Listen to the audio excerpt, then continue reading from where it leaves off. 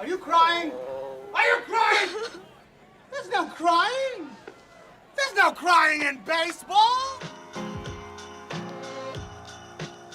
Number 10, The Sandlot. You bob for apples in the toilet, and you like it.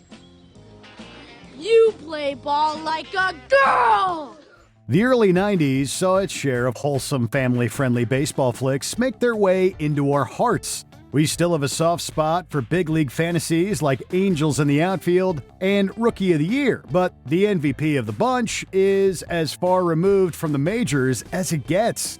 The Sandlot isn't necessarily concerned with the mechanics of baseball, but it thrives in celebrating the game as a formative experience. Man, this is baseball. You gotta stop thinking. You just have fun. I mean, if you were having fun, you would have caught that ball. Even with its 1960s setting, the nostalgic blast of watching a group of neighborhood boys pass the time is enough to make anyone cling on to their own youthful memories. It's one of modern cinema's most authentic portrayals of childhood adventure, and it's always a pleasure when a new generation discovers it. Remember, kid, there's heroes and there's legends. Heroes get remembered, but legends never die. Follow your heart, kid, and you never go wrong. Number 9, 42. There are few figures who changed American and sports history the way Jackie Robinson did. And this biographical treatment does justice to both the athlete and the man. You want a player who doesn't have the guts to fight back? No. No. I want a player who's got the guts not to fight back. Following Robinson's transition to the Brooklyn Dodgers, 42 shines in capturing Robinson's reluctance as someone who's about to alter the world as he knows it. The humane performance of the late Chadwick Boseman provides incredible insight into Robinson's moral character, his commitment to nonviolence, and, most importantly, his love of the game. I didn't come here to make friends. I don't even care if they respect me. I know who I am. Got enough respect for myself. With every achievement and jeer from the unrelenting crowd, 42 is a complicated piece of history unfolding before our eyes. Never talking down to the audience, the modern cinematic touch provides Robinson's story with lessons we can still learn from decades later. Playing ball. Maybe tomorrow we'll all wear 42. That way they won't tell us apart. Number 8, Pride of the Yankees. As long as we're discussing terrific movies about baseball's all-time greats, how could we forget about the one that built the foundation for the sports biopic? He lives for his job. He gets a lot of fun out of it. And 50 million other people get a lot of fun out of him, watching him do something better than anybody else ever did it before. Arriving just a year after his untimely passing, this cinematic epitaph of Lou Gehrig stars Gary Cooper alongside a handful of real-life Yankees as themselves. As such, the determination to recapture his monumental career can be felt in every frame, from the team's athleticism on the field to Cooper's quiet humility off it. People have to live their own lives. Nobody can live it for you.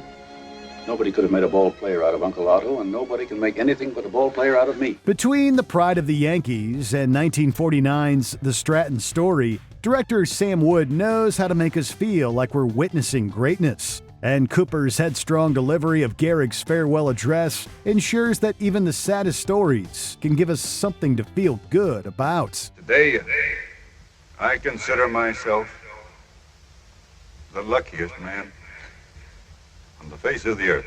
Number 7, Major League.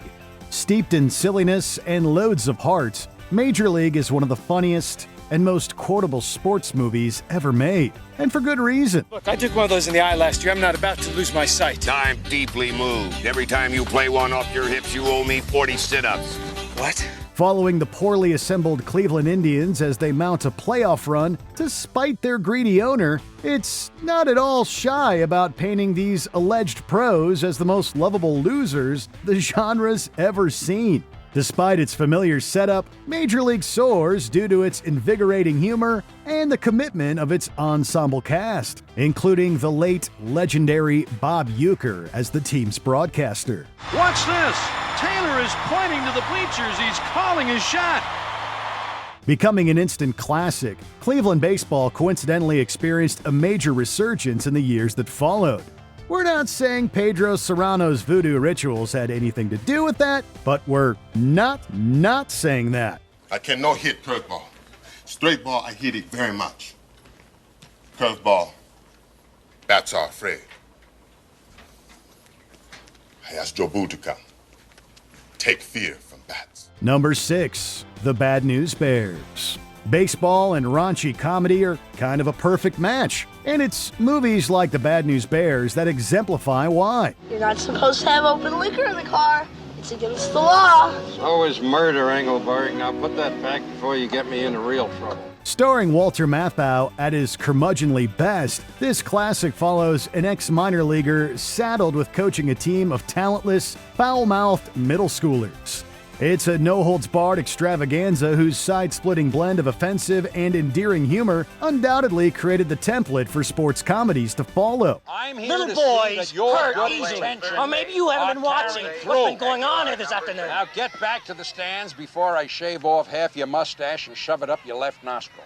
While not every joke has aged particularly well, the performances of Matthau and his young co-stars are so natural that it's hard not to be won over by the movie's ingenuity. Its hard-edged exterior conceals an honest and thoughtful message about resisting authority and doing things your own way.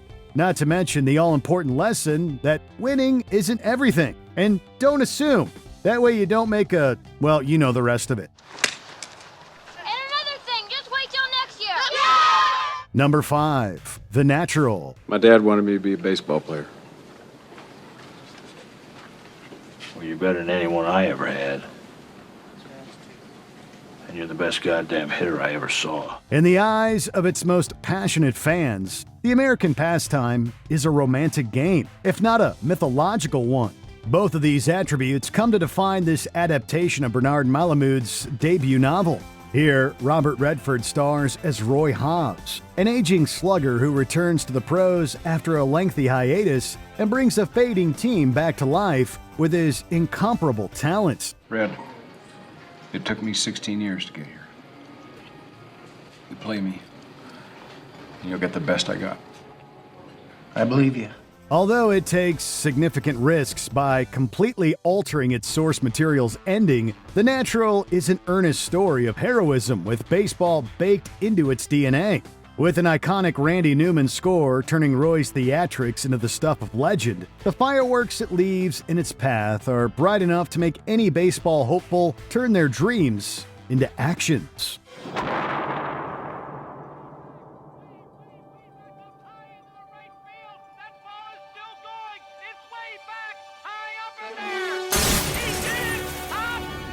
Number 4, A League of Their Own. This historical drama recounts an overlooked chapter of baseball history, but one whose contributions saved the game when World War II threatened its existence. You ever hear Walter Harvey makes Harvey bars? You know, the candy. Yeah, we feed them to the cows when they're constipated. That's the guy. He's starting a girls' baseball league, so we can make a buck while the boys are overseas.